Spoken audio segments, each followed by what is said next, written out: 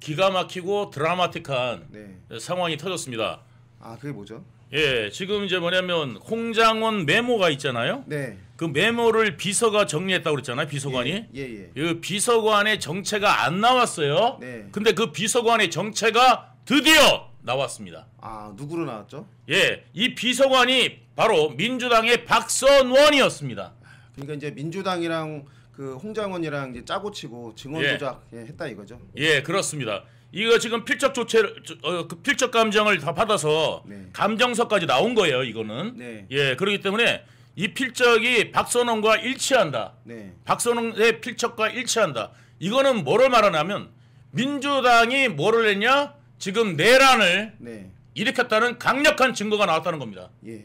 예. 그렇죠. 이제 민주당이 이제 그런 식으로 이제 말도 안 되는 누명을 대통령한테 씌워가지고 멀쩡한 대통령과 정권을 이제 무너뜨리는 사실상의 이제 쿠데타, 입법 쿠데타를 했고 이제 거기에 이제 같은 배를 탄 여러 이제 배신자들이 그런 식으로 이제 대통령을 말도 안 되는 이 내란 사범으로 만들었는데 그조차 빠지고 지금 뭐 엉뚱한 뭐 그걸로 지금 탄핵 심판하고 있죠. 네. 그러니까 처음에 홍장원이 뭐라고 그랬냐면 볼펜 한번 줘보실래요? 볼펜 하나만 잠깐만 줘보세요. 자, 홍장원이 자 이제 오른손잡이든 왼손잡이든 상관이 없어요. 네네. 자, 홍장원이 뭐냐면 이제 전화를 받았대. 전화를 받았는데 전화를 여보세요 홍장원입니다. 네. 라고 전화를 받았어요. 네. 제가 홍장원입니다. 전화를 받았는데 지금 계엄이 터졌는데 누구를 체포하라고 내가 이제 필기를 합니다. 오른손잡이에요 내가. 네. 근데 왼손으로 쓰겠어요? 그렇게요. 예. 못 써요. 네. 그러면 잠깐만요. 제가 메모 좀 하겠습니다. 예. 자, 말씀하십시오. 이래가지고 하거나 아니면 여보세요. 왼쪽으로 전화 받는 게 편하지. 그렇죠. 예. 이거를 무슨 저기 모질이도 아니고 이 전화를 갖다가 받으면서 왼손으로 필기하는 사람 있어요? 그러니까요. 안 그래요? 네. 근데 그 홍장원이가 왼손잡이라고 언플하지 않았나요? 예, 그러니까 왼손잡이면은 이제 오른손으로 썼다는 얘기 아니에요. 예. 자 왼손잡이면 자요. 자, 오른손으로 썼다는 얘기예요. 네. 자, 오른손으로 왼손잡이인데 오른손으로 썼다. 그러면은 자, 여보세요? 오른손으로 이게 오른손이면 필기가 되게 안 돼요. 힘들죠. 그러면 어떻게 되겠어요? 바꾸죠. 네. 이게 핸드폰을 위쪽으로 바꾸는 게 빠르겠어요? 아니면 네. 예? 왼손잡이가 오른손으로 글 쓰는 게 빠르겠어요? 그러니까 글을 못 씁니다. 그러니까 이제 자기가 편한 손으로 쓰는 게 원래 상식이고 그게 자연스러운 거죠, 그게. 예, 그랬는데 이게 이제 뭘로 바뀌었느냐면 네. 이게 다 거짓부렁이다. 네. 새빨간 거짓말이다. 네. 그러니까 홍장원이 말이 계속 바뀌고 네. 그다음에 홍장원이 전화 받았던 장소가 네. 어디였느냐?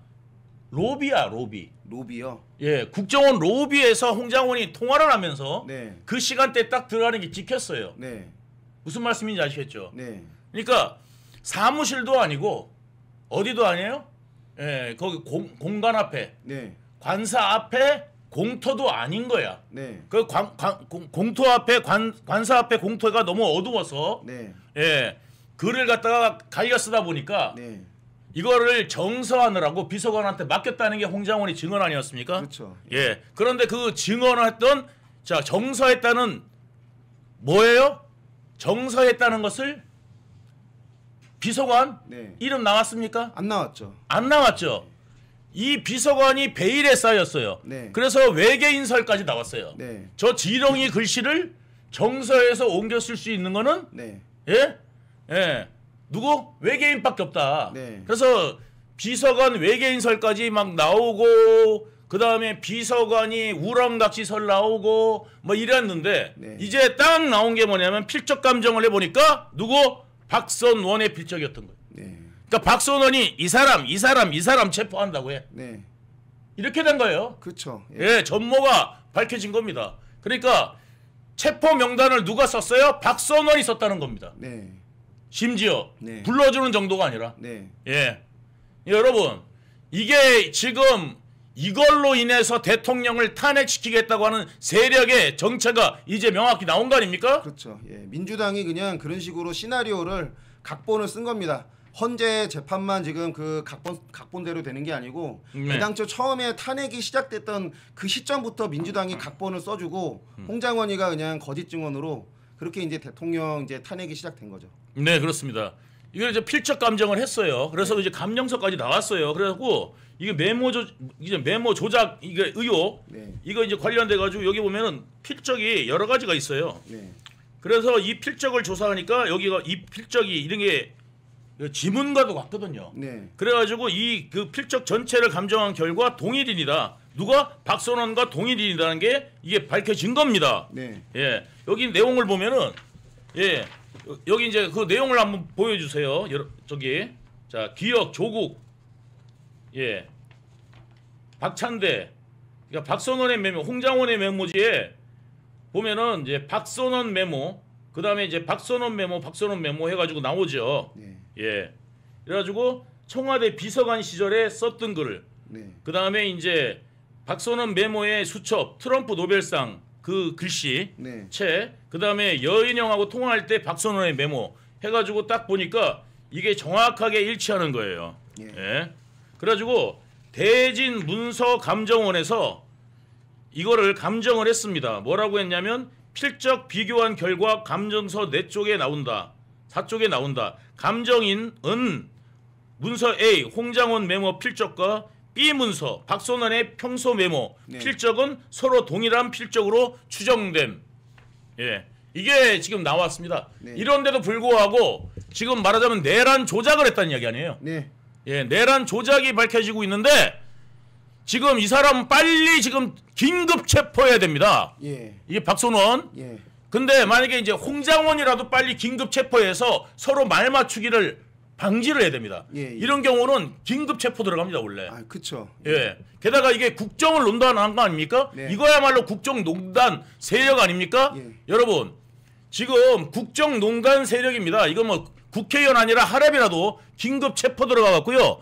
이 사람도 어떻게 되냐면 두 사람이 말 맞출 경우나 증거 인멸할 우려가 있으면 어떻게 하냐면은 일단 만약에 한 명만 먼저 체포되잖아. 홍장원만 먼저 체포하면은 이 사람 다른 사람 공범이 체포될 때까지는 뭐를 안 해야 되냐면 이제 진짜 그야말로 예, 변호사 접견까지 금지해야 됩니다. 왜냐하면 말 맞출 수가 있으니까.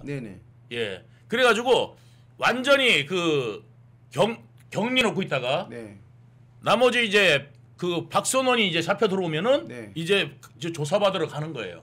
그러면 이제 조사받으러 가면 보통 어떻게 하느냐? 공범 조사받으러 가잖아요. 동시간대 들어갑니다.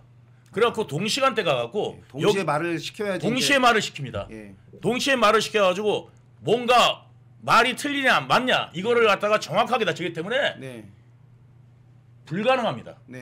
예, 말 맞춰도 불가능합니다. 검사가 뭘 물어볼지 몰라요. 예, 이거는 뭐냐면 제가 예, 호시엘님이 정확하게 보셨는데 예, 제가 법 전공하지 않았습니까?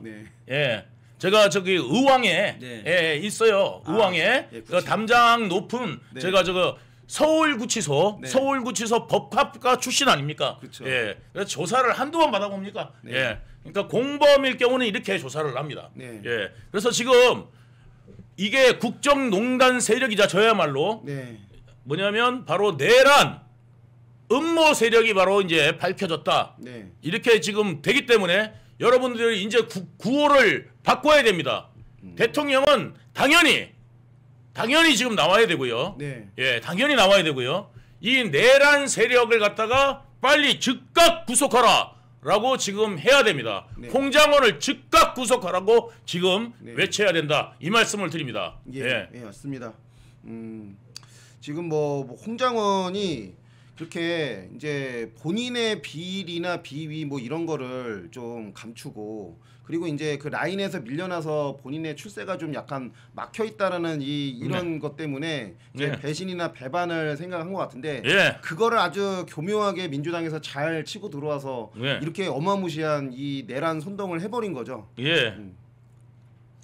지금 뭐 아까 이제 유 대표님 말씀하신 상황이 이제 전형적인 이제 그 죄수의 딜레마 상황이 되어야지 되거든요. 그러니까 죄수들끼리 이제 정보를 차단하고 그 걔네들이 이제 의리를 지킨 죄수가 결국은 다 뒤집어 쓰는 상황이 되기 때문에 네. 먼저 불어야지 이제 먼저 이제 좀 죄값을 좀 싸게 받고 네. 그래서 그 박선원이나 홍장원 중에 이제 제가 볼 때는 이제 홍장원을 좀 먼저 이렇게 하는 게 낫지 않을까. 왜냐면 아니 제가 조사 받아 보니까요. 네.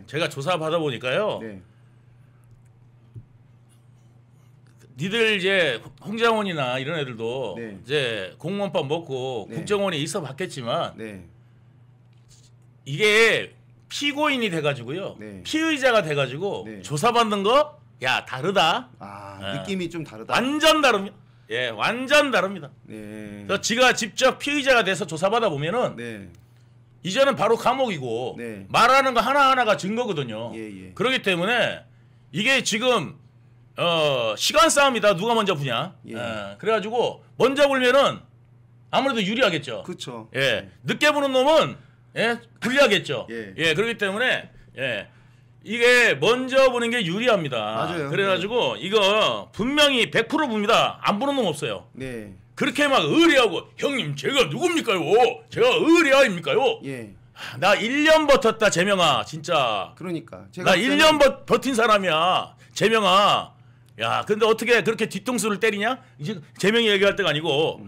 그리고 요번에 지금 또 드라마틱한 사건이 또 하나 있잖아 이번 주에. 네. 뭐냐면 공수처. 네. 오동훈 공수처가 예. 지금 이제 즉각 구속돼야 될 두 사람이 꽂으라면요. 네. 3명이 되겠네요. 네. 홍장원과 박선원 그리고 또 한 명 누구요? 오동훈. 네. 이 3명이 즉각 구속돼야 될 사람입니다. 네. 그리고 그거와 같이 했던 어디요? 공수처의 수사 맡았던 네. 사람들도 즉각 구속해가지고 조사가 들어가야 된다. 예. 왜냐면 이게 지금 중앙지법에 먼저 넣었다가 네. 이게 안 됐잖아요. 안 됐잖아요. 네, 영장이 청구했다가 구속 영장이 아니라 다른 영장을 청구하는 거죠. 그러니까 뭐냐면 이제 압수수색 영장 뭐 해서 영장이 여러 가지예요. 그래가지고 이제 뭐 통장 보는 거 그다음에 신원 뭐 이런 거 보는 거 이래가지고 이제 영장을 청구했는데 이 영장이 안 나왔어. 안 나오니까 뭐냐면 체포 영장은 어디다 해야 되겠다? 서부지검으로. 내 친구가 있는 서부지검에 해야 되겠네. 이게 불법입니다, 여러분. 명백한 불법입니다. 이게 거의 미란다 원칙을 고지하지 않는 것과 맞먹는 불법입니다. 그렇기 때문에 이거는 완전한 절차적 하자를 넘어서서 불법이기 때문에요. 이거는 지금 엄청난 게 터진 건데 여기다가 더해가지고 필적까지 나왔어요. 이거는 완전히 판이 뒤집어졌다 그렇게 보는데 어떻게 생각하십니까?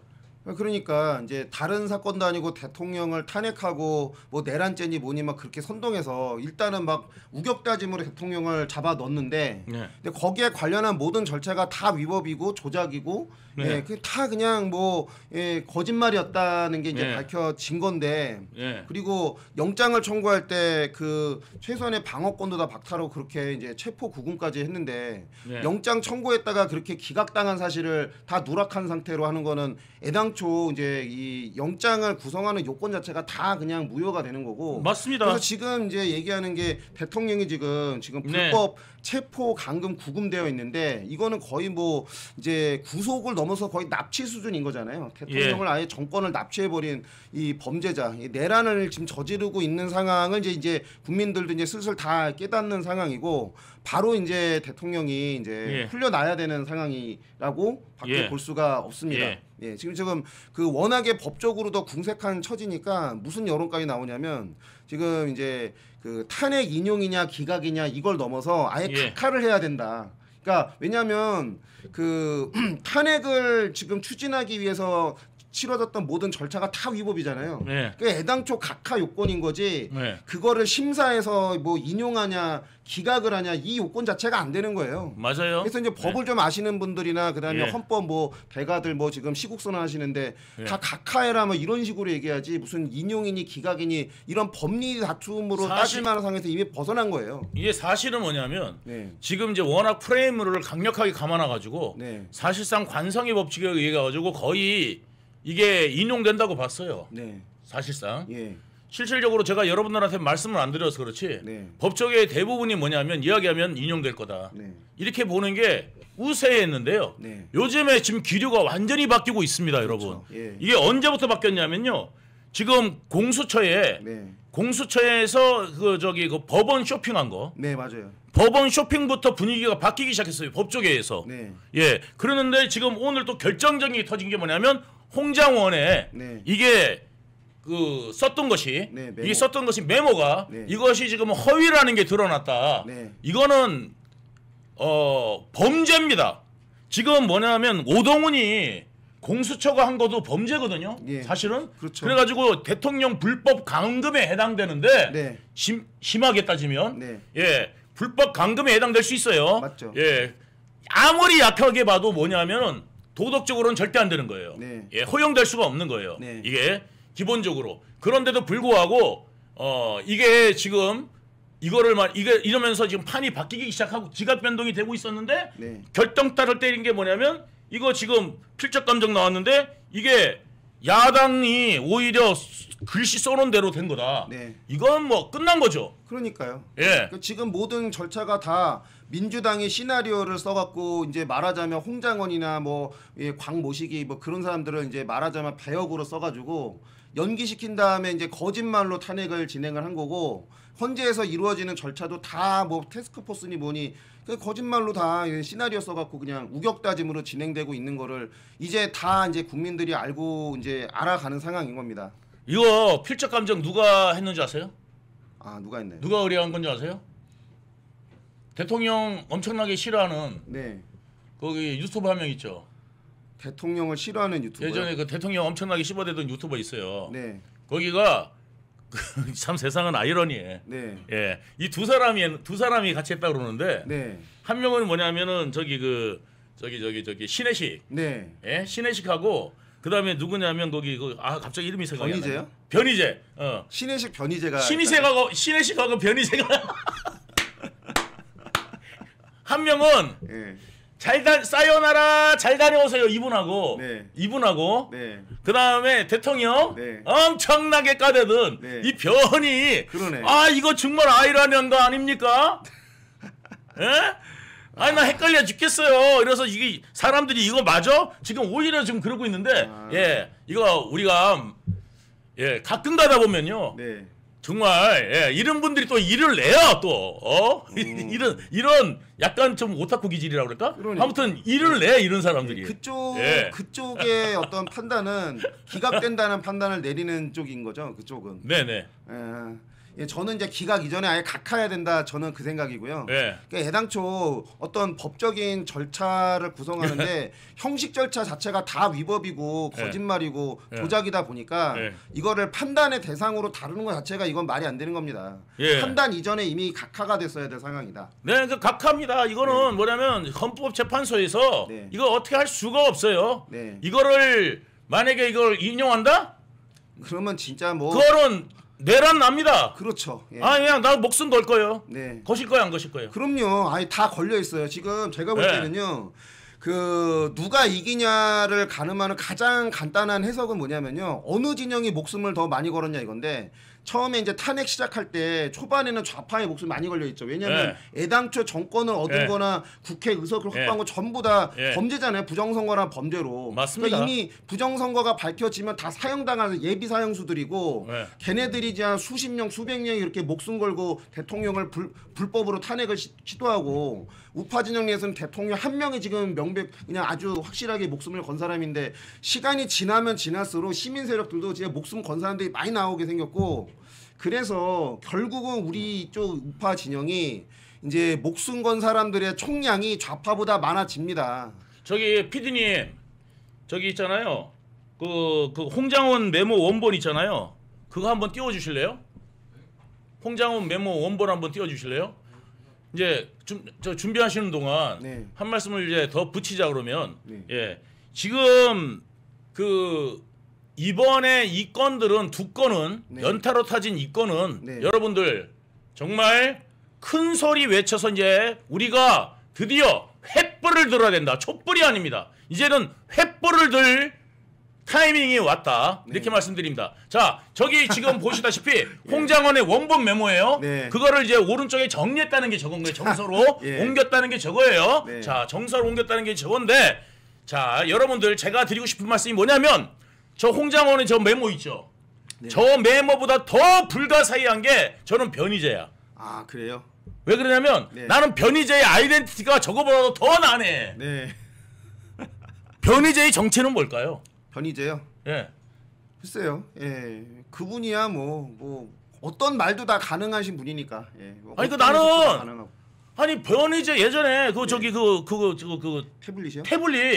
태블릿에 또 꽂혀가지고 태블릿 한참 했잖아요. 근데 나는 이 사람은 약간 이건 것 같아.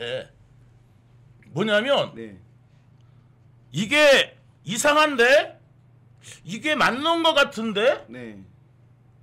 이러면 거기 꽂히는? 그러니까 그 변희재 씨는 무슨 편이 아니라 한마디로 이 조작에 관한 민감도가 매우 높은 사람이에요. 그 사람이 주장하는 게 태블릿이 조작이 됐는데 그 조작의 주체가 이제 그 당시 검찰 또는 뭐 특검 이런 쪽에서 어떤 특정 결과를 만들어내기 위해서 이제 그 증거들을 막 훼손하고 조작했다. 그걸 주장하는 게 이제 변희재인데 변희재가 이번에도 이제 그 이 메모가 조작이다. 그리고 다 시나리오고 그냥 다 그냥 만들어진 거다. 그냥 같은 맥락이에요. 그 사람이. 근데 아니 정말 재밌는 게 뭐냐면요. 여러분, 예? 그게 맞았어. 그죠. 근데 태블릿 그것도 결국 변희재가 맞았어. 맞아요. 저도 그렇게 봅니다. 변희재 씨가 얘기하는 게 신빙성이 더 높다라고 봅니다. 아니 변희재가 맞았다니까. 다만 변희재는 힘이 없고 상대방은 모든 권력을 갖고 있고 그러다 보니까 지금 우리 좌파 진영이 워낙에 압도적이니까 멀쩡한 대통령을 내란사범 만들어서 이렇게 탄핵하는 것처럼 지금 대한민국에서 이루어지는 모든 현상은 사실 힘의 논리로 왔다 갔다 하는 거라서 변희재 같은 사람은 자기가 옳다고 생각하면은 그냥 뭐 상황이고 나발이고 무시하고 막 주장하는데 그 현실 정치에 변희재 씨가 주장하는 게 반영이 잘 안 되죠. 그 사람은 그냥 조작이 되었다라고 생각하면은 그냥 앞뒤 안 가리고 주장하는 사람이고. 그러니까 변희재는 내가 볼 때는 이제 뭘 해야 되냐면 탐정했어야 돼. 그러니까 유튜버가 아니라 정치를 논평하거나 이러면은 다 까먹어. 다 까먹어. 왜 그러냐면 이 사람은 논평할 그 정도는 안 돼. 그지? 그런데 이거는 아닌 것 같다. 이거를 파는 거는 야 그래서 제가 볼 때는 탐정으로 고용하면 항상 그래요. 변희재가 최고인 것 같아. 그 양반이 옛날에 무슨 논문 검증이다. 그러니까 거짓말하는 사람에 대한 어떤 말하자면 그 민감도가 매우 높아가지고 무슨 논문 이상하게 쓰고 뭐 남의 거 베껴다 쓴 사람은 이런 사람들 막 까대기 하는 아주 원탑이잖아요. 그러니까 그런 스타일의 사건에 관해서 굉장히 예민한 사람이고 이번에도 또 이제 그거 하나를 또 이제 발굴해낸 거죠. 아 그러니까 발굴합니다. 정말 비트코인 채굴하듯이 정말 이거 엄청난 노력을 들여서 뭐 하나 건지긴 건져요. 근데 나는 또 좀 신기한 게 뭐냐면 신혜식이야. 여기 신혜식은 여기 왜 꼈나? 아이덴티티가 조금 다르거든. 아 그렇죠. 내가 아는 아이덴티티가 좀 있잖아요. 그렇죠. 그런데 아이덴티티가 좀 다른데 요거를 왜? 그냥 내가 좀 이상한 거야. 그냥 재밌어 아무튼. 근데 둘의 조합이 너무 잘 어울리지 않아? 아 그렇죠. 옛날에도 뭐 같이 어울렸던 사람이고 뭐 상황에 따라 또 이합집산하죠. 원래 신씨 그 주변에 있는 패밀리들도 원래 이제 뭐 서로 간에 이해관계 달라서 흩어졌다가 이번에 이제 탄핵 때 같이 또 뭉친 거잖아요. 아 근데 이번에 잘한 건 잘한 거니까 칭찬해 주자고요, 여러분. 칭찬합시다. 여러분 칭찬합시다. 여러분 우리 아이가 달라졌어요. 한번 칭찬합시다. 잘한 건 잘한 거예요. 잘한 건 잘한 거예요. 못한 거는 야단을 쳐도 잘한 건 잘했다. 이야기를 해주는 게 맞는 겁니다. 그래야 불량 청소년도 한 번씩은 좋은 일 할 때 있잖아. 그럴 때 칭찬 안 해주면 완전히 엇나간다고. 그러니까 애 하나 살리는 셈 치고 칭찬 제대로 해줘야 된다. 이런 생각이 듭니다. 맞습니까? 예, 맞습니다. 그렇죠. 잘할 때 그죠. 사안별로 건 바이 건으로 이제 평가를 하는 거죠. 사람 한 명을 전체로 통으로 그렇게 하는 것보다는 그 사람이 그래도 이제 옳은 말을 할 때도 있고 물론 그게 이제 나한테 안 맞을 수도 있지만 그래도 이제 그 사람이 자기 기준으로 굉장히 뭔가 이제 그렇게 무슨 뭐 어떤 사감이 많이 들어갔다기보다도 아닌 건 아닌 거다라고 주장하는 스타일이다 보니까 사안에 따라서는 이제 이게 이제 이 문제를 해결하는데 도움을 주는 그 주장일 수도 있는 거죠. 아 근데 이게 또 있어요. 또 뭐냐면 그러니까 전 과목 있잖아요. 전 과목을 이제 빵점을 맞았는데 채용만 50점을 받은 거야. 아들내미가. 그 뭐라고 하시겠어요? 만약에 그렇다면 아들이 아 있으면 그러면 아니 체육으로 집중을 해야지 뭐. 예. 체육으로 집중해야 된다. 네. 좋아요. 근데 예. 이게 이제 보통 아버지들이 뭐라 하냐면 네. 아들아, 너는 한 과목만 너무 열심히 하는 것 같다. 다른 과목에도 좀 예. 분배를 해라. 뭐 이런 아버지가 있다는데 네. 체육 정말 잘했다. 네. 칭찬해줘야 됩니다. 네. 50점이나 받았어. 네. 이렇게 이제 해야 되는 거예요. 네. 그래서 이제 여러분들 네. 나 비꼰 거 아닌데 아, 잘했다고 칭찬하는 거잖아. 알겠습니다. 지금. 예, 여기까지 하고요. 예. 예.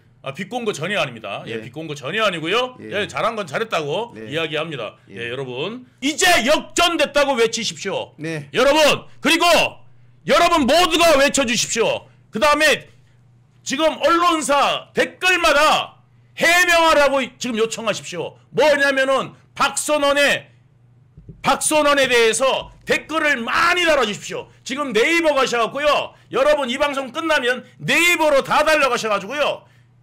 박선원의 이 필적 감정에 대해서 여러분 이야기하시고 분노해 주셔야 됩니다. 아시겠죠? 여러분들 분노합시다. 그리고 이 박선원에 빨리 체포하라고, 박선원 빨리 체포하고 빨리 구속하라고 국민들이 이야기해야 됩니다. 박선원 구속을 외쳐야 되고 네. 이제는 뭐냐면은 홍장원, 박선원 구속해서 수사하라. 이거 해야 됩니다. 맞습니까? 예, 맞습니다. 예. 지금 이제 하루라도 빨리 지금 1시가 급합니다. 걔네들 지금 말 맞추기 전에 빨리 걔네들의 관계에 어떤 이 정보를 차단을 해서 박선원은 거의 뭐 간첩 수준이라면서 문재인보다 서열이 높고 맞아요. 홍장원이를 빨리 예. 내가 볼 때는 간첩 서열로 보자면 박선원 훨씬 높기 때문에 홍장원이가 지금 되게 위험한 상황에 처해 있을 수도 있어요. 네, 맞아요. 지금 이 좌파 진영에서 자기가 불리하다 생각하면 이제 또 이제 끔찍한 일을 저지를 수도 있고 있어요. 가능성이 있기 얼마든지 때문에 있어요. 항상 이렇게 이 좌파의 공작에 내부적으로 깊숙이 관여된 사람들은 지금 이런 상황에서는 지금 1시가 급합니다. 빨리 신병을 확보해서 지금 홍장원이는 지금 벌벌 떨고 있을지 몰라요. 홍장원이 지금 목숨이 위험하다는 거를 홍장원 스스로가 알아야 돼요. 네. 우리 지금 빨리 만나봐자. 우리 지금 만나. 이거 굉장히 위험한 말이거든. 우리 지금 만나. 뭐 이런 거 있잖아. 노래 있죠. 당장 만나 그거. 지금 리쌍이 내가 지금 만나 그러면 당장 만나요. 당장 만나. 우리 지금 만나. 당장 만나. 이게 참 못 맞추네 그거를. 그게 노래 아세요? 알아요. 우리 지금 만나. 근데 그거 아닌데. 해봐. 우리 지금 만나. 우리 지금 만나. 당장 만나. 그거죠. 우리 지금 만나. 당장 만나. 우리 지금 만나. 그럼 이거 하면은 이제 위험하다. 여러분들 당장 만나. 그러면 이제 만나자고 하는 사람을 지금 되게 좀 조심해야 됩니다. 그 당장 만나 그러면은 진짜 당장 가는 거예요. 박선원 저기 만나자 그러면 홍장원 도망가. 도망가. 그러니까 우리 지금 만나. 당장 만나. 이러면 이제 큰일 나는 거야. 박선원 진짜 너 진짜 저기 그러지 마라. 그러니까 여러분 저기 검찰에서 빨리 체포를 해서 이거 수사를 해야 된다. 그래서 지금 이 전모를 내란 전모를 밝힐 때가 이제 드디어 왔다. 이 말씀 드리는 거예요. 그죠? 네, 맞습니다. 맞습니다. 면역력이 왜 중요한지 말 안 해도 다들 아시죠? 저는 몇 년째 환신을 꾸준히 먹고 있는데 면역력만큼은 걱정 안 합니다. 요즘 같은 시대 튼튼한 면역력에 건강까지 쑥쑥 지금부터라도 환신 꼭 챙겨 드세요. 드셔본 분들만 그 진가를 느낄 수 있다니까요. 면역력이 왜 중요한지 말 안 해도 다들 아시죠?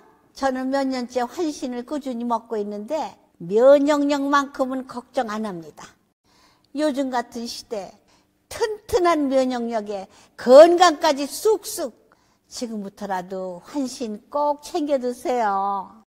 드셔본 분들만 그 진가를 느낄 수 있다니까요. 어제 이 최후 진술 제가 알기로는 대통령님께서 서울구치소에서 직접 다 처음부터 끝까지 거의 다 쓰셨다고 들었어요. 이게 무려 A4 용지로 77장 분량이라고 하고 이게 77장 이게 뭐 글자 크기랑 뭐 이런 걸 편집을 해서 어차피 50페이지로도 할 수 있고 100페이지로도 할 수 있는데 굳이 77페이지 밑에 1번부터 시작해서 77까지 딱 매겨져서 그게 이제 나왔는데 왜 77페이지냐? 제가 볼 때는 이게 헌법 77조를 의미하는 거다. 또 그런 해석이 이렇게 있나요? 보여집니다. 헌법 77조가 뭐냐면 계엄령에 관한 네. 조문입니다. 그래서 계엄은 전시 사변 또는 이에 준하는 비상사태 때 할 수 있다. 뭐 이런 그 계엄령 그리고 그 1항이 그렇고 70조 1항이 그거고 5항은 국회 제적 과반수의 찬성으로 해제 의결이 있을 경우에는 네. 해제해야 된다. 요 내용이거든요. 다섯 조항이 딱 계엄령에 관한 내용이에요.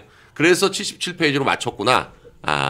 라는 생각이 들더라고요. 야, 저는 이 이야기는 제가 오늘도 막 방송국 다녔지만 네. 처음 들어보는데 네. 이거 굉장히 의미심장한 이야기인 것 같아요. 네. 대통령님께서 충분히 그런 걸 고려하시고 고려한 거라고 네. 봐야 됩니다. 이게 뭐 어차피 페이지는 줄이나 간격 같은 그렇죠. 걸로 충분히 이거 네. 굉장히 큰 글씨 같거든요. 네, 네. 그러니까 77페이지라 그래도 읽는데 전혀 부담이 없어요. 내용 자체가 그렇게 막 많은 건 아니라서 그러니까 그 들고 읽는데도 65분 정도밖에 네. 안 걸렸으니까 네. 그러니까 그런 페이지 조정이 있었다. 저는 그렇게 봅니다. 77조가. 그러면 네. 이 77페이지를 맞춤으로써 헌재 재판관들과 우리 국민들에게 헌법 77조를 상기시키는 네. 그리고 윤석열 대통령께서는 헌법 77조에 근거해서 했다. 비상계엄을 네. 선포하고 해제를 받아들였다라는 네. 것을 리마인드 시키는 그런 또 정치적인 깊은 뜻이 여기에 그러니까 전체를 다 담겨 있는 읽어보면 네. 그 임기에 연연하지 않겠다. 그리고 개헌이 이제 87년 체제가 잘 작동하지 않기 때문에 개헌을 해야 된다. 그래서 개헌에 복귀하면 개헌에 매진하겠다. 이런 내용들이 마지막 부분에 있어서 언론들은 다 거기에 주목해가지고 그걸 헤드카피로 달았지만 네. 실제 내용에 보면 그 계엄의 정당성이라든지 그러니까 계엄을 할 수밖에 없었던 이유. 상황이라든지 네. 그러니까 그야말로 변론을 위한 그런 내용으로 꽉 차 있습니다. 지금 이 헌재 판결이 헌재 탄핵이 기각돼야 된다라는 것에 대한 이유, 근거 이런 걸 아주 상세하게 대통령으로서 정말 요약 정리를 너무 잘하셨다. 그 한번 꼭 읽어볼 만합니다. 그래서 여러분 네. 그 언론에서 달락달락 나누는 기사들 말고요. 지금은 대다수 언론에 공개가 되어 있으니까 대통령님의 이 최후 진술 전문을 한번 읽어보시기를. 전문을 한번 네. 읽어보시면 왜 계엄을 했는지, 지금 대한민국이 어떤 상황인지, 그리고 이 복귀를 한다면 어떻게 대한민국을 끌고 나갈 것인지에 대한 여러 가지 생각이 아주 일목요연하게 정리가 잘 돼 있습니다. 그래서 제가 볼 때 대통령이 1월 초에 썼다는 그 자필 편지, 네. 그것과 이번 이 77페이지 이 두 가지를 읽어보시면 저는 예전에 계속 그런 얘기를 했었거든요. 윤 대통령이 검찰총장을 마치고 단 1년 만에 대통령이 되는 바람에 보통은 이제 정치인들이라는 사람들이 한 20여 년간 정치를 하면서 어떻게 이제 여러 가지의 상황을 겪으면서 어떤 식으로 자기가 대통령이 되면 대한민국을 어떤 식으로 해나가야 되겠다라는 계획이 서게 되거든요. 그렇죠. 네. 여러 상황을 겪으면서 그런 생각이 들어요. 이 분야에서는 이렇게 해야 되겠다. 저 분야에서 외교 한번은 어떤 식으로. 근데 윤 대통령은 그럴 시간적 여유가 없이 검찰총장 사퇴하고 딱 1년 만에 대통령이 됐단 말이에요. 네. 중간에 선거 한 3, 4개월 좀 쉬는 기간이 있었지만 그다음부터는 바로 선거운동에 들어갔고, 그렇기 때문에 대통령 선거 기간 내내 대통령이 되면 대한민국을 어떻게 이끌어가겠다에 대한 명확한 정리가 좀 부족했던 것 같아요. 저는 그런 점을 늘 말씀을 드렸었는데, 근데 지금 이 올해 1월 달의 편지와 이 77페이지를 보면 윤 대통령이 대한민국을 그동안 어떻게 끌어왔고 또 그리고 앞으로 어떻게 끌고 갈 것인지에 대한 명확한 비전이 드러납니다. 지금 뭐 언론들은 뭐 거대 야당의 뭐 그 입법권 남용 뭐 이런 것들만 강조한 것처럼 나와 있지만 실제 읽어보시면 그렇지 않아요. 지금의 대한민국 상황이 어떻고 그 대한민국의 민주당이 어떤 해를 끼치고 있었고 그게 그랬기 때문에 전시 또 사변 또는 이에 준하는 비상사태에 해당하는 것이다라는 걸 그 내용을 읽어보면 자연스럽게 받아들이게 됩니다. 그러니까 굉장히 구체적인 부분도 많이 담겨 있는데요. 네, 구체적인 내용도 많아요. 어떤 부분에서 저도 깜짝 놀랐냐면 한편으로는 제가 뭐 최고위원도 했고 방송인으로서 하나 이런 부분 몰랐구나 반성도 한 게 국방 예산에서 네. 민주당이 어떤 부분을 깎았는지. 너무나 악랄하게 정말 대한민국의 눈과 귀를 가리는 정찰 예산 다 깎은 거. 네. 이거를 대통령께서 최후 진술에 조목조목 담아놨거든요. 네. 그리고 지금 우리가 러시아 우크라이나 전쟁 보면 네. 전쟁을 이제는 한 절반 이상은 드론들이 하는 것 같아요. 네. 사람이 하는 게 아니라. 그런데 드론 예산 1,000억에서요. 뭐 990 뭐 얼마, 99점 몇 %를 깎아버리고 한 6천만 원 남겨놨어요 민주당이. 이거는 그냥 아주 정치적으로 나쁜 짓인 게 전액 삭감이라는 요금 먹기 싫으니까 네. 그냥 0. 몇 %만 남겨두고 사실상 그 사업 자체를 없애버린 거잖아요. 네. 이런 식의 우리 국방 예산에서 정말 국가안보와 직결되는 부분을 다 날려버린 것들. 도대체 누구 지령을 받고 이렇게 악의적으로 국방 예산을 삭감하는지 모르겠다는 토로가 대통령님 말씀에 있어요. 네. 그러니까 이런 것들을 보면 이게 전시사변에 준하는 국가의 비상사태고 위기라고 국군 통수권자가 받아들일 수밖에 없었겠구나 하는 것들이 대통령의 최후 진술 전문을 읽어보면 설득이 돼요. 정말로. 네, 정말 설득이 됩니다. 그래서 제가 오늘 아침에 저희 방송에서도 그 77페이지 중에 한 30페이지 정도를 읽어드렸거든요. 네. 왜냐하면 굉장히 구체적인 내용들이 거기 딱딱 담겨 있는데 저도 정말 몰랐던 그 예산 삭감을 하도 예산 삭감해서 그냥 막연히 뭐 대통령실 특활비 깎았다, 검찰 특활비 깎았다, 경찰 특활비 깎았다, 뭐 이런 것들만 알고 있었는데 그게 아니라 국방 예산에서도 이제 민주당이 바로 반박했던 게 뭐냐면 0.86%밖에 안 깎았다. 그러니까 1%도 채 안 깎았다 이건데 윤 대통령 주장은 1%가 문제가 아니라 사람한테서 눈알 2개를 빼놓고는 눈알 2개밖에 안 빼지 않았냐. 그렇게 맞아요. 얘기하는 것과 네. 똑같다. 그렇게 얘기하면서 정확한 비유가 나왔죠. 구체적으로 딱딱 어떤 국방 예산에서도 어떤 예산에서 뭐를 얼마를 깎았냐인데 그러니까 실제 무기를 구입하는 비용은 굉장히 크죠. 뭐 몇십조, 뭐 비행기 같으면 뭐 20조, 30조 이렇게 되고 미사일 같아도 보통 한 5조, 10조 이 정도 되는데 그러니까 뭐 조 단위로 깎은 게 아니니까 많이 깎은 건 아닌 것처럼 보이지만 정찰 예산, 맞아요. 예, 네. 정보 예산 이런 걸 깎아버리면 어차피 무기가 있어도 어디에 뭐가 있는지를 알아야지 쏠 수가 있는데 그걸 못하게 하는 예산을 딱 깎는 거예요. 그러니까 마치 누가 이거 전체를 놓고 요거 깎고 요거 깎고 요거 깎고 요거 깎으면 이 국방 예산을 무력화할 수 있다. 이걸 아주 오랫동안 연구한 사람이 깎은 것 같은 그런 느낌이 들 정도다. 그런데 그 얘기를 딱 그냥 한 3페이지 정도에 요약해가지고 딱 정리를 해주세요. 우리가 몰랐던 거를 너무나 그 77페이지를 읽어보면 새롭게 알게 되는 게 굉장히 많습니다. 그러니까 정말 민주당이 저지른 폐악질이라는 게 얼마나 심각한 것인지를 깨닫게 한다. 그러니까 대한민국 군을 어떻게 만들려고 했냐면 네. 덩치만 큰 장님으로 만들려고 한 거예요. 네. 쉽게 말하면. 그렇게 하기 위해서 누군가의 지령을 받은 게 아닌가 의심스러울 정도다라고 대통령님의 이 최후 진술에 나와 있거든요. 네. 이걸 보면 대통령께서 국군 통수권자로서 야 이거는 국가 위기다라고 느껴도 이걸 헌법재판관들이 아니다. 그 정도는 위기가 아니다라고 지들이 판단할 수 있는 어떤 민주적 정당성이 없겠구나라는 생각이 많이 들었고 사실 여러분 이 어제 대통령님의 최후 진술은요. 국민을 향한 메시지임과 동시에 저는 헌법재판관 중에서 지금 갈등하고 고민하고 있을 4명을 향한 메시지라고 생각합니다. 네. 우리가 아무리 열을 올리고 대통령 지지율이 뭐 50, 60을 가도 문영배나 이미선은 안 바뀌어요. 네. 정계선과 정정미가 바뀌겠습니까? 네. 바뀌지 않습니다. 다만 이 4명. 정영식, 조한창, 김복형 그리고 지금 가장 문제가 될 수 있는 김영두 이런 사람들이 대통령의 최후 진술을 듣고 마음을 어떻게 고쳐 먹느냐의 이 탄핵전의 싸움이 달린 건데 네. 그 부분에 있어서 저는 또 미국 예시 언급한 것도 와닿았습니다. 아주 구체적인 국방 예산 이야기를 했고요. 트럼프 대통령이 당선되자마자 군대를 동원해서 국경에 다 파견하고 불법 이민자들 다 막고 체포하고 했는데 그런 걸 가지고 대통령 권한으로 군 동원하고 한 걸 가지고 아무도 미국에서는 시비 안 건다. 그리고 트럼프 1기 때 트럼프 대통령이 했던 여러 가지 다소 담대하고 과격한 조치들에 대해서 미국의 연방 대법원들이 전부 다 이건 대통령 통치권이니까 우리가 사법적으로 판단할 사안이 아니다라면서 다 각하를 때렸거든요. 그 예시를 언급했는데 그런 부분도 지금 트럼프의 측근들이 다 대통령 탄핵 불공정하다 뭐 윤석열 대통령에게 힘을 싣고 있는데 좀 헌재 판결에 도움이 될까요? 어떻게 보세요? 지금 어제 그 77페이지 안에도 또 그런 내용도 있어요. 국무회의와 관련해 가지고 국무회의가 뭐 제대로 이루어졌냐 안 이루어졌냐 이게 간담회 수준이다 뭐 어쩌고 이런 얘기를 하는데 그렇지 않았다.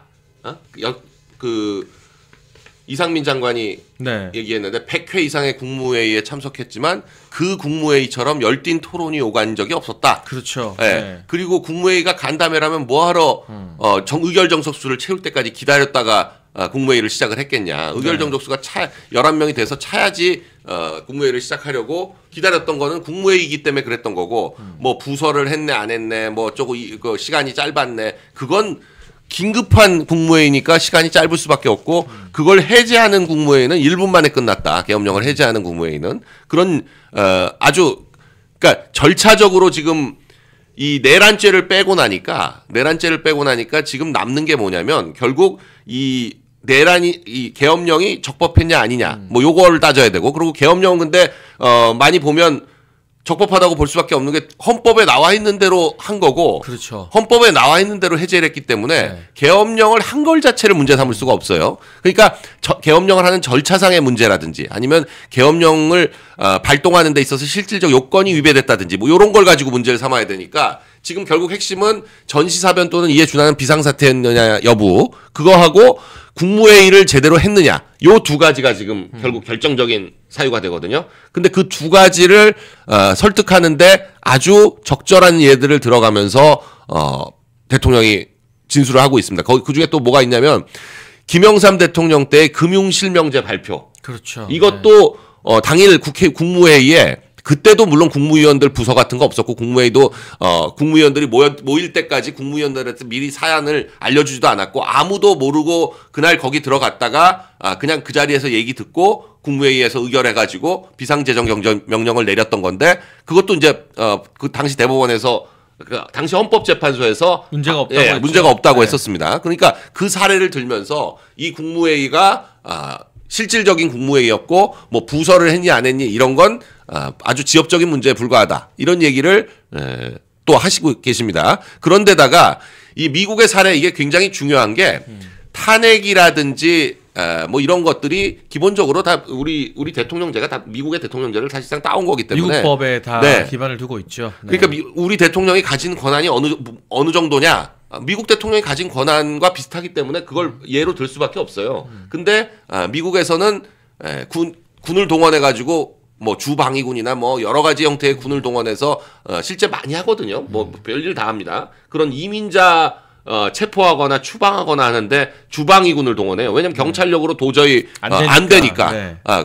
그러니까 그게 국가 비상사변 전시사변 또는 이에 준하는 비상사태거죠. 여기서도 경찰력으로 안 될 정도라고 봤기 때문에 군을 동원했는데 단지 이제 그 군의 동원 숫자가 전부 다 해서 580명이고 국회에도 280명이지만 국회 경내에 들어간 건 150명. 그리고 국회 본관 안에 들어간 건 15명에 불과했다. 저도 그것도 어제 그 진술을 보고 처음 알았어요. 이렇게 디테일하게 딱 와닿게 숫자로 알기가 쉽지 않았죠. 저도 그냥 그동안 280명이라는 것만 알았지 이 280명 중 몇 명이 정확하게 국회 경내 280명이 밖에 다 있었고 130명은 밖에 있었고 150명만 국회 안에 들어갔고 국회 그 초록색 지붕 그러니까 그 건물 말고 이 경내에 150명, 밖에 130명. 그 초록색 지붕 안에 들어간 거 15명이에요. 예, 그 15명밖에 안 되는 그 15명이 유리창을 깨고 들어간 이유가 이 문 앞을 전부 나가서고 있으니까. 보좌진들과 뭐 이런 사람들이 1000명 이상의 보좌진과 의원들이 그 국회 본관 안에 있었는데 이 1000명이 막고 있으니까 15명이 여기를 어떻게 들어가요?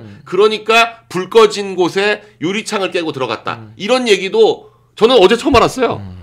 그러니까 굉장히 디테일한 부분들이 그 77페이지 안에 담겨 있는데 그것들이 다 굉장히 필요한 내용들이다.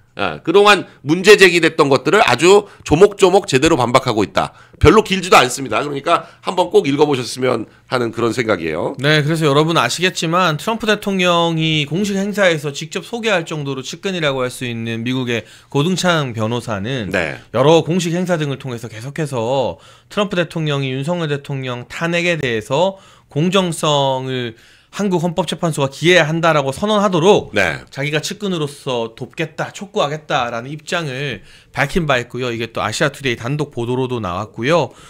제가 현장에서 여러 보도 채널이나 방송에서 민주당 방송국 나오는 정치인들 패널들과 토론하면 이 사람들이 처음에는 막 군 투입 문제 가지고 난리를 쳤어요. 근데 그게 헌재에서 다 이제 기각이 됐잖아요. 여러 가지 진술이 엇갈리고. 실질적으로 지금 재판장 나온 증인 중에 부하들이랑 같이 국회 본관 안에 들어가 본 사람은 김현태 707 특임 단장밖에 없어요. 그렇죠. 이 사람이 그 15명 데리고 들어간 거예요. 그런데 김현태 단장이 다 말했잖아요. 국회의원이라는 말도 끌어내라는 지시도 들은 적이 없다라고. 이게 다 기각되니까 요즘은 무슨 말을 하느냐. 대통령이 다시 직무에 복귀해서 돌아오면 국가 혼란이 너무 크다. 네. 국정 운영이 안 된다. 그러니까 그냥 여기서 종결 짓고 네. 대선을 새로 해야 된다. 이게 최근에 민주당 방송인들이 방송국에서 나오는 대세 주장이었어요. 네. 그러니까 내란제 프레임이 깨지고 네. 군 출동 프레임이 깨지고 그리고 이제 국무회의의 적법성 이 프레임도 깨지니까 그러니까 선관위에 군 간 거는 부정선거론으로 옮겨 붙을까봐 그 얘기는 안 해. 그건 또 건드리지도 네, 않아요. 건드리지도 않아요. 네. 그쪽 그래서 노상원이니 뭐 저 계엄사령관이 진짜 중요한 게 사실은 국무회의와 계엄이니까 한덕수 총리하고 박안수 네. 계엄사령관을 불러야 되는데 한덕수 총리도 끝까지 안 부르다가 겨우 맨 마지막에 불렀고 네. 박안수는 아예 부르지도 않아요. 네. 그리고 문상호하고 노상원은 정보사령관 여기는 다 선관위하고 관계가 있거든. 맞아요. 부정선거 얘기 나올까봐 둘 다 안 불러. 그동안 언론에서 노상원 수첩 가지고 그 난리를 쳤었는데 노상원은 아예 증인으로 거론도 안 돼. 그러니까 이게 이 MBC도 그렇고 민주당이 가장 이 계엄과 관련해서 국민들의 공포 심리를 자극하기 위해서 많이 써먹은 게 바로 노상원이거든요. 네. 그런데 그러면 탄핵 심판에 자기들 측에 유리한 증인으로 불러가지고 이야기를 해야 될 거잖아요. 그런데 노상원도 안 부르고 우리 문상호도 안 불러요. 네. 왜냐? 그 사람들 왜 구속됐나 모르겠어. 잘못하면 이게 네. 선거 부정선거로 넘어갈까봐 네. 그쪽은 아예 건드리지도 않고 전부 증거도 기각해버리고. 그러니까 딱 요것만 남는데 이 안에서도 지금 뭐 다 깨진 거죠. 다 깨진 거예요. 근데 그래서 저는 이제 여기서 대통령 최후 진술의 어느 부분으로 우리가 관심을 넘어가야 되느냐. 대통령께서 돌아오시면 네. 지금 임기 단축도 감안한 개헌이라던가 87 체제 극복 그리고 내치는 총리에게 맡기고 외치에 집중하겠다고 하는 것들 통합해서 국정을 운영하겠다. 내가 나 탄핵시키고 고생시켰다고 막 정치 보복하고 이러지 않겠다. 네. 국민 통합을 기하겠다라고 밝힌 게 왜 중요하냐면 이게 지금 민주당과 좌파 세력에서 중도 보수 성향 재판관 4명을 막 흔드는 주된 공격 포인트인 거예요. 네. 윤석열 대통령 돌아오면 나라 더 혼란스러워진다. 국정 운영 안 된다. 근데 거기에 대해서 대통령이 이렇게 차분하게 국민을 통합해서 국정을 운영할 수 있는 안을 내놓은 게 저는 이 4명의 재판관들을 설득할 수 있는 중요한 명분이 되지 않을까 싶어서 굉장히 의미심장하게 또 보이더라고요. 네. 이게. 저는 이 고든창과 또 타라오 이 타라오 씨도 굉장히 그 한국 문제에 정통한 분인데 이 트루스 포럼이 워싱턴에서 이 타라오와 고든창과 함께 포럼을 열었는데 이 포럼에서 헌재 재판관들 사진을 띄워놓고 8명 다 띄웠더라고요. 네, 다 띄웠는데 아주 묘하게 위에 4명이 이제 문영배부터 시작해가지고 그 4명이고요. 네. 사남매, 우리 법 사남매고 밑에 4명은 이제 정영식, 조한창, 김영두, 김복형. 이제 네. 우리가 우리 편이니까 꼭 이쪽으로 끌어들여야 된다라고 네. 생각하는 사람은 또 밑으로 4명 해놓고 타라오 연구원이 저 한 사람 한 사람을 지적하면서 다 문제를 제기를 해요. 위에 있는 데 사람들을. 근데 저런 사진을 계속 비춰줘야 되는 게 저 헌법재판관들이 관심 없는 것 같이 하지만 사실은 자기 뉴스기 때문에 다 찾아보죠. 다 찾아보게 됩니다. 다 찾아보게 되고 밑에 연구관들도 저런 거를 이렇게 사진도 나왔다 이러면서 가져다 놓거든요. 겁을 먹을 수밖에 없어요. 그럼요. 네, 워싱턴 DC에서 열리는 포럼에서 지금 트럼프가 직접 그 많은 사람들 중에서 일으켜 세웠던 고든창이 저렇게 한 명 한 명이 뭐 친중이고 중국의 영향력 하에서 뭐 움직이는 것 같다 그러고 막 이렇게 지목을 하면 저 쫄 수밖에 없습니다. 저 사람들도. 그렇죠. 지금 저 문영배 이미선은 이제 50일 남았어요. 임기가. 네, 50일 후에는 민간인이야. 근데 50일 후에 과연 자기의 안전을 보장받을 수 있을까요? 만일에 탄핵이 인용된다라고 했을 때. 그러니까 지금 저 워싱턴 DC에서 열리는 저 세미나에서 행범방 이야기도 나왔다는 거예요. 네, 그 얘기도 하더라고요. 예, 문영배가 2,000장의 저기 지금 온라인 그룹 대시어드 폴은 2,000 그게 지금 그 얘기잖아요. 그러니까 2,000장의 음란 네. 게시물이 올라온 온라인 그룹에 가입돼 있었다. 네. 거기서 뭐 묵인을 했다라는 이야기까지도 나올 정도면 이 재판관 한 사람 한 사람의 성향에 대해서 다 알고 있는 워싱턴 거죠. 조야에서 우리가 생각하는 거 이상의 정보 분석과 네. 이 여러 가지 상황 파악이 끝났다는 거예요. 이거는. 네. 그래서 저는 모르겠습니다. 미국의 어쨌든 직간접적인 압박이나 이 대통령 탄핵에 대한 미국 측의 입장도 물밑에서 수면 아래에서 남은 아마 2, 3주의 선고 전 기간 동안 음으로 양으로 한국의 정치권과 헌법재판소에게도 충분히 전달될 수 있는 가능성이 있을 것이다라고 보여지는 대목이고요. 4명의 이제 이진숙 방통위원장 탄핵을 기각한 네. 헌법재판관들이 윤석열 대통령 역시나 기각 결정을 내릴 수 있도록 적어도 대통령 최후 진술에서는 뭐 하나 아쉽다거나 이거 말했으면 어땠을까 하는 부분 없이 정말 우리가 꼭 했어야 될 이야기들이 다 대통령님의 말씀을 통해서 다 담겨진 게 아닌가 싶은 그런 총평을 내려도 될 것 같습니다. 그런데 이제 우리가 할 일은 이제 3.1절에 가능한 한 광화문에 많은 그 시민들이 나와서 모여서 이 외치는 이 그 거대한 군중이 외치는 함성 이게 주는 이 어떤 압박감 뭐 이런 거 공포심 이게 이제 우리한테는 굉장히 큰 희망의 함성이지만 저들에게는 엄청난 압박감이거든요. 그렇죠. 예, 그 그러니까 그 광화문에 뭐 정말 빽빽하게 모여 있는 이 사진을 보면 이 헌재 재판관들이 쫄죠. 쫄 수밖에 없습니다. 저 군중들이 자신을 지금 그 우리 법 사나면은 거기서 거의 때려 죽이자 이러고 나오거든요. 그 실제로 어쨌건 간에 그런 얘기를 듣는 본인들은 굉장히 지금 신경 쓸 수밖에 없어요. 네. 지금 뭐 문영배 들리는 얘기에 의하면 그 헌법 연구관들이 뭐 항의하니까 TF 가지고 항의하니까 지금 내가 제일 욕 먹고 있는데 왜 날 보고 그러냐고 그러고 그 어제도 처음 시작할 때 그 얘기를 하잖아요. 제가 시나리오대로 잘 읽었죠. 이러면서 마치 자기가 혼자 이렇게 독자적으로 하는 게 아니라 다 같이 짜가지고 하는 거다라는 걸 또 왜 나만 가지고 그러냐. 욕 먹긴 싫어서 그런 거죠. 네. 지금 또 댓글로도 올라오는데 3월 1일에 뭐 광화문, 여의도 뭐 이렇게 집회가 있다고 하는데요. 네. 오늘 그래도 참 다행스러운 건 제가 뭐 자세한 뉴스는 확인 안 했습니다만 그 광화문 집회 주최 측과 여의도 집회 주최 측이 오늘 공동으로 기자회견했다고 해요. 네. 우리가 세이브 코리아하고 대국번에서 뜻을 같이 한다, 함께 한다. 그러니까 서로 반목하고 대립하는 것이 아니라 어디서 열든 뜻은 하나다라는 식의 좀 긍정적 의미의 기자회견이 오늘 공동으로 열렸다고 하니까 여러분께서도 마음에 부담 없이 가까운 곳으로 또는 조금 더 응원하고 싶은 곳으로 가서 양쪽 다 정말 물샐 틈 없이 빽빽하게 다 채우면 그것만큼 대통령에게 힘이 되는 일이 없을 거다라고 말씀을 드려도 될 것 같습니다. 네, 그리고 뭐 3.1절에는 그 전국적으로 부산, 대구, 대전, 대전부터 해서 다 집회가 열리니까요. 그 가까운 지역에서 열리는 집회에 참석하시면 될 것 같고 어찌됐건 이 전국적으로 열린 집회에 대해서 아마 3.1절에는 모든 언론들이 그 집회를 보도를 안 할 수가 없어요. 이제는 안 할 수가 없습니다. 그렇기 때문에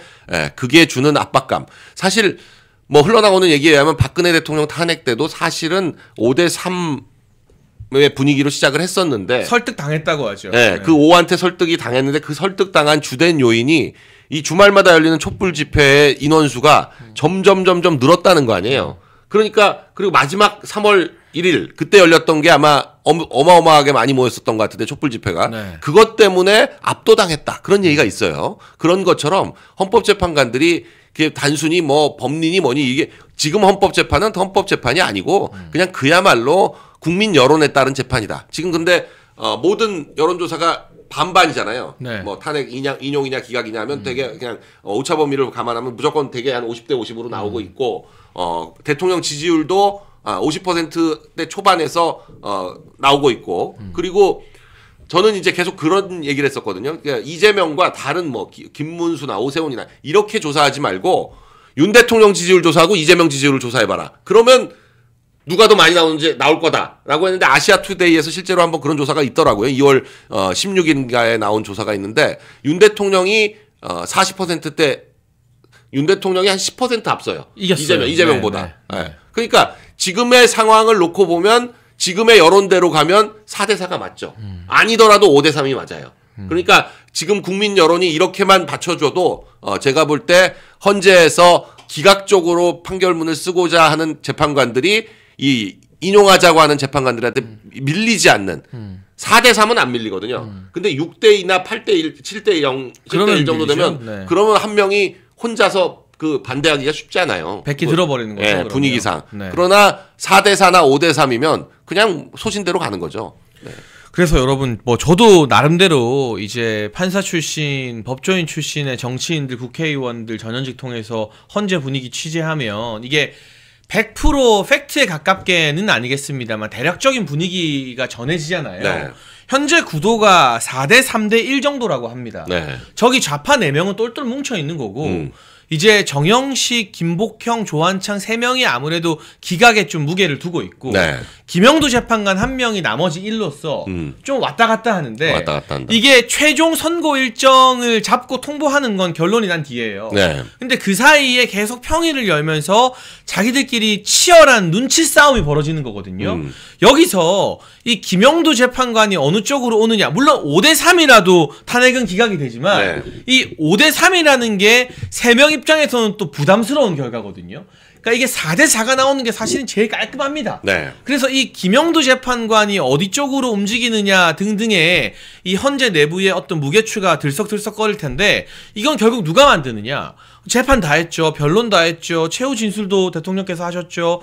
결국은 국민 여론으로 만드는 수밖에 없어요. 네. 그래서 지금 이 취재가 사실이라면 4대 3대 1의 구도를 확실한 4대 4 구도로 고착시키는 게 대통령이 빨리 직무에 복귀해서 돌아오게 하는 길이라는 생각이 들고요. 저는 그 이전에 중앙지법에서 헌재 대통령 탄핵 심판 선고 이전에 윤석열 대통령에 대한 구속 취소 결정을 먼저 할 수도 있지 않을까. 네. 지금 또 어떤 변수들이 많이 발생했냐면 오동훈 공수처장이 거짓말한 게 다 드러났거든요. 네. 아니 뭐 중앙지법에 영장 청구한 거 없다더니 영장 실물 복사본 다 공개됐어요. 네. 그러면 중앙지법에서도 대통령 이 구속을 취소할 수 있는 명분과 근거가 생겼잖아요. 그러면 이게 하나의 물꼬가 터져버리면 헌재 입장에서도 또 대통령 구속 취소되면 완전히 또 새로운 페이지가 열리는 거 아니겠습니까? 네. 이게 연쇄작용이 일어날 가능성이 좀 상당하다고 보여집니다. 내일 그래서 좀 주목해야 봐야 될 게 내일 지금 마은혁 네. 임명을 안 한 것에 대한 최상목이 마은혁을 임명하지 않은 것에 대한 우원식 국회의장의 권한쟁의 심판. 요걸 그러니까 그 헌법소원은 선고 안 하고 권한쟁의만 내일 결정을 한다는데 내일 권한쟁의는 어떻게 되냐면 5명만 나와도 인용이 돼요. 그렇죠. 예, 이건 6명까지 가지 않아도 됩니다. 그러니까 내일 만일에 그게 인용되지 않고 4대 4로 또 이제 저쪽 4명은 무조건 저쪽으로 갈 거예요. 예. 네. 4대 4로 내일 권한쟁의가 기각되거나 아니면 각하된다면 그러면 상당히 희망적이다. 희망을 볼 수 있다. 저는 그렇게 생각을 합니다. 그렇게 되면 자연스럽게 그게 4대 4로 결론이 나면 그 한덕수 탄핵 심판 결과가 먼저 나올 거거든요. 그렇죠. 대통령보다. 네. 한덕수 탄핵도 당연히 자연스럽게 탄핵이 기각이 될 거고 그러면 한덕수는 복귀되는 거고 그렇기 때문에 지금 그 상황에서 그렇게 되면 계속 4대 4, 4대 4가 계속 나올 텐데 한 번 4대 4 구도가 고착이 되면 계속 가는 거죠. 계속 가는 겁니다. 지금 이건 지금 여러 건이 아니라 이 모든 검사들 탄핵 법무부 장관 탄핵, 감사원장 탄핵, 탄핵, 모든 탄핵이 다 4대 4로 가는 거예요. 다 4대 4로 가는 거예요. 다 4대 4로. 어차피 지금 이진숙 때도 이틀밖에 일 안 한 이진숙 때도 이 사람들은 나왔는데. 탄핵을 인용해야 된다고 했던 사람들이기 때문에 이 4명은 절대 안 움직이고 그렇게 됐을 때 결국 4대 4 이쪽 4명이 한번 같은 목소리를 내기 시작하면 계속 간다. 그렇게 되면 상당히 우리한테 희망을 기대해 볼 수 있다. 이렇게 말씀드릴 수 있습니다. 그래서 여러분 기억하실지 모르겠지만 이진숙 위원장 4대 4가 나왔을 때 제가 오히려 8대 0보다 길게 보면 이게 더 낫다. 네. 그러니까 4명의 재판관들이 나머지 4명을 와 쟤네 진짜 해도 너무하네. 이렇게 이 심리적 간극이 벌어지는 게 오히려 더 대통령 탄핵 심판에는 유리할 수 있다라고 분석을 해드렸는데 지금 실제 그 구도대로 가는 거고요. 네. 지금 정치권에서는 변호사님 어떤 전망이 좀 우세하냐면 내일 있을 권한쟁의 선고에서 마은혁 임명하라고는 하되 그 대신에 최종 변론이 끝난 재판에는 마은혁이 참가하지 않는 것 정도로 헌재가 자기들 나름의 어떤 이도저도 아닌 타협안을 내놓지 않겠느냐. 네. 그러니까 이게 무슨 말이냐면 마은혁은 임명하다 하라고 한다. 그 대신에 대통령 탄핵 심판이나 한덕수 탄핵 이런 것들은 이미 최종 변론이 다 끝났잖아요. 여기에 결심한 사건에는 들어오지 않는다. 여기에는 마은혁이 이제 못 들어오게 한다. 네. 요 정도가 지금 헌재가 생각하는 절충안이지 않겠느냐라는 게 오늘 정치권과 언론에서 많이 떠도는 이야기예요. 요거는 좀 어떻게 전망하세요? 요런 시나리오에 대해서는. 글쎄요. 근데 내일 그 마은혁에 대한 그 권한쟁의 심판을 한다고 하더라도 네. 최상목이 그걸 임명하느냐 아니냐는 또 또 별개의 지켜봐야 문제. 되는 거고. 네, 왜냐하면 네. 지금 한덕수 결정이 다음 주에 나올 것 같은데 지금 결심한 걸로 봐서는 다음 주에 나오는 게 맞거든요. 되죠. 네. 그걸 늦춘다는 건 말이 안 되는 거고 나와야 되는데 그걸 최상목이 과연 한 주일도 안 남은 자기 상황에서 그 판결이 나왔다고 해가지고 바로 임명을 할 것이냐. 이것도 별개의 문제이기 때문에 과연 그리고 그 권한쟁의를 지금 그 국회 의결이 없다. 뭐 요게 지금 네. 문제가 되고 있기 때문에 국회 의결이 없는 걸로 해서 각하할 가능성도 저는 상당히 있다. 그렇게 보고 있습니다. 왜냐하면 네. 그 4명이 다 각하 쪽으로 가면 그냥 각하되거든요. 네. 그래서 이게 절차적 흠결도 있는 사안이기 때문에 네. 지켜봐야 되지만 네. 서로 뭐 저는 그 가능성 우리가 끝까지 막아야 된다고 보지만 헌재에서 마은혁을 임명해라 뭐 최상목이 흔들리고 해도 네. 지금 최종 변론이 끝난 사건에 마은혁이 끼어들어서 선고에 참여하게 될 가능성은 현재로서는 좀 낮다. 뭐. 아니 변론 갱신을 해야 되기 때문에 쉽지가 않아요. 그렇죠. 그거 하려면 네. 다시 변론을 변론을 열어서 마은혁이 검토를 해야 되는 뭔가 거죠. 하여간 해야 됩니다. 뭐 물론 이제 그걸 뭐 전부 여태까지 증인 진술한 걸 다 다시 들어봐야 되느냐 아니냐. 요거는 지금 최근에 대법원에서 또 규칙도 바꾸고 해가지고 그래야 되느냐 아니냐는 뭐 또 헌재가 알아서 정하겠지만 그 어찌 됐거나 시간이 그렇게 되면 한 2, 3주 늘어질 수밖에 없기 때문에 마은혁이 이 판결에 들어오는 그런 가능성은 제가 볼 땐 거의 없어졌다. 그렇죠. 이렇게 그리고 보여집니다. 내일 판결의 어떤 헌재 판결 취지라던가 네. 뭐 소수 의견 내지는 이 머릿수 등이 좀 어느 정도 공개가 되고 취재가 될 거잖아요. 네. 그러면 이제 분위기가 좀 나오는 거죠. 현재 헌재 분위기를 조금 파악할 수 있지 않을까 싶습니다. 면역력이 왜 중요한지 말 안 해도 다들 아시죠? 저는 몇 년째 환신을 꾸준히 먹고 있는데 면역력만큼은 걱정 안 합니다.